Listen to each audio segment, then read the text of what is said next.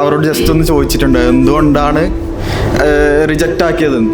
അപ്പോൾ അവർ പറഞ്ഞത് നിന്നെ കാണുമ്പോൾ ഒരു കോൺഫിഡൻസ് ഇല്ല എന്ന് പറഞ്ഞു. അപ്പോൾ അത് എന്തായാലും ഒരു മാറ്റം എടുക്കണം. അതുപോലെ തന്നെ നമുക്കൊരു ബിസിനസ്സിലേക്ക് എന്തായാലും ഒരു ആവശ്യമുള്ള കാര്യങ്ങൾ, ക്ലയൻസിനെ മീറ്റ് ചെയ്താലും എന്തെങ്കിലും ഒരു മീറ്റിംഗ് കാര്യങ്ങൾക്ക് സ്പീക്കിംഗ് എന്തായാലും നിർബന്ധമാണ്.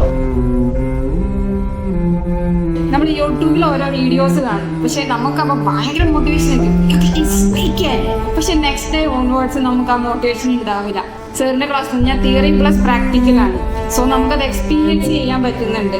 അപ്പം നമുക്ക് ഫ്യൂച്ചറും അതേപോലെ തന്നെ ചെയ്യാൻ പറ്റുമെന്ന് വിശ്വസിക്കുന്നു. ഇല്ലായ്മകളെ കുറിച്ച് പറയുന്നതിനും ചിന്തിക്കുന്നതിനും പകരം നമുക്കുള്ളതിനെ കുറിച്ച് ആലോചിക്കുകയും പറയുകയും ചെയ്യാം. പിന്നെ ഇവർക്കൊക്കെ പറ്റുമെങ്കിൽ എനിക്കും പറ്റും. Yes I can. എന്ത് വന്നാലും പോസിറ്റീവായിട്ട് എടുക്കുക. നമ്മളൊരു കാര്യം നമ്മൾ തന്നെ പറഞ്ഞ് അതിനെ നെഗറ്റീവിലേക്ക് എത്തിക്കുന്നതിന് പകരം പോസിറ്റീവിലേക്ക് എത്തിക്കുക.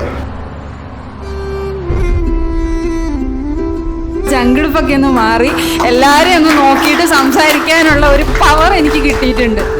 സോ